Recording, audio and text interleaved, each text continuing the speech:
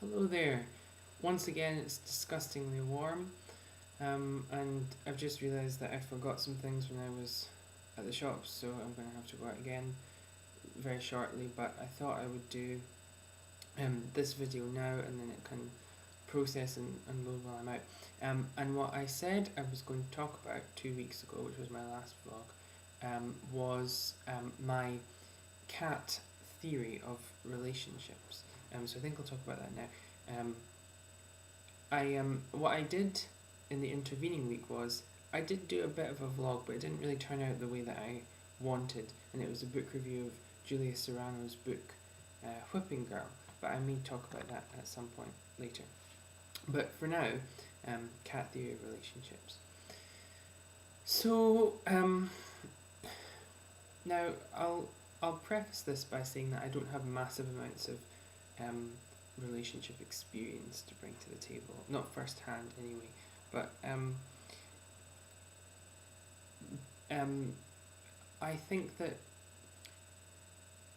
the kind of standard pattern of relationships, and I'm generalising here, is pretty uninspiring prospect of sort of serial monogamy with very, very early kind of commitment and pair bonding, which the only way of ending which is a kind of nasty emotional apocalypse, and then and it doesn't matter, irrespective of the genders of the partners. And there are some people who can handle these things kind of more maturely, but that's the sort of standout, whatever age you are, is that people bond together quite quickly, and breakups can be pretty nasty. And various people I know have run across these issues recently, but and it's a very uninspiring prospect, and there are many reasons why I can't imagine myself being in that kind of relationship, but I think one of them is just that all the arguments are such cliches. Every time someone describes a disagreement that they've had with their significant other to me, it just seems like I've heard it so many times before. So consider an alternative model. My neighbours have this cat, this beautiful cat called Arnie, and he's quite old, and he was in the house last night, but I wish he was here now so I could hold him up to the camera.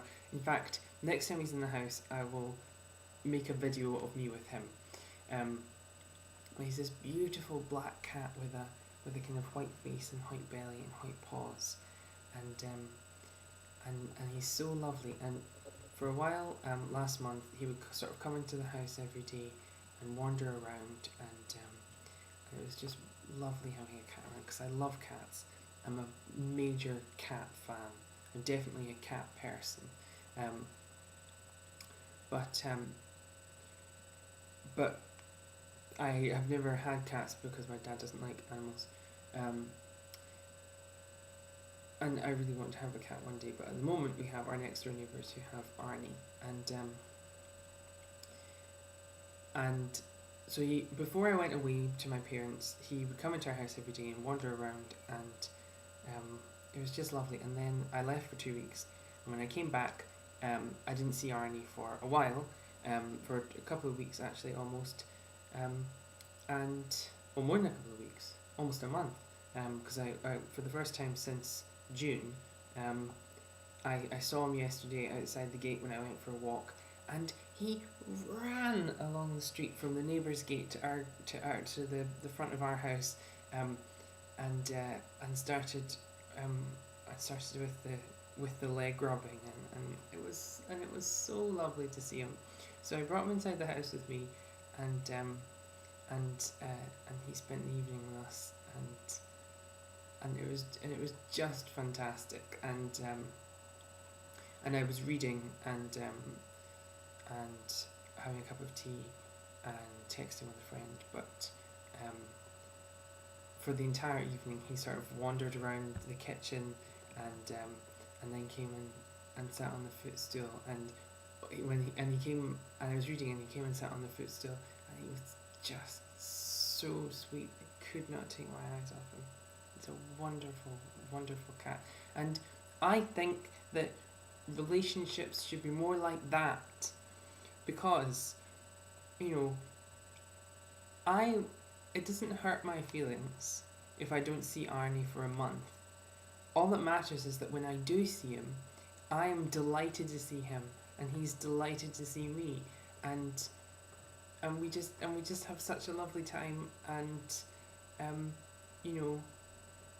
we maybe give him something to eat or drink, and he sits in the house, and we just kind of enjoy each other's company, and then he goes, and I don't know, maybe I'll see him today or tomorrow, and maybe I won't see him for another month, and I would like to see him today or tomorrow, but if I don't, it's not going to hurt my feelings, it's not going to cause me to be depressed or anything,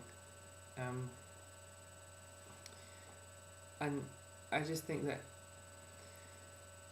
things would be nice if we could cultivate relationships with people which were more like our relationships with cats, and there'd be no jealousy, because Arnie doesn't get jealous if I stroke another cat, and I don't get jealous if even when I'm in the room, Arnie goes and rubs up against somebody else's legs. It doesn't bother me, because I know from him running down the street to me that he wants my company and wants to be around me. I know that. I don't need any further proof. And of all the people I've ever known, I don't think any of them has ever run down the street towards me. Your mileage may vary, of course. So that in a nutshell is the cat theory of relationships. You may, of course, get annoyed at cats. I don't get annoyed at Arnie, because Arnie is perfect, but there are some cats which can be annoying, and there's nothing wrong with telling them off or kicking them out of the house if they annoy you. But the cat's not gonna. I mean, the cat might not come back for a couple of days, but it'll come back eventually, because it's just a cat. It's in its nature, and I think that we have unrealistic expectations of people. So I think that we should all give each other a break and get on with our development as individuals, and not let them depend on these kind of arbitrary constructions of relationships that we create for ourselves. So there you go. Some admittedly, possibly fairly radical thoughts, maybe. But I would very much like to make a video with Arnie next time he's in the house, so I'll probably be doing that at some point, so there's something for you to look forward to. Not particularly genderqueer themed today, but I think that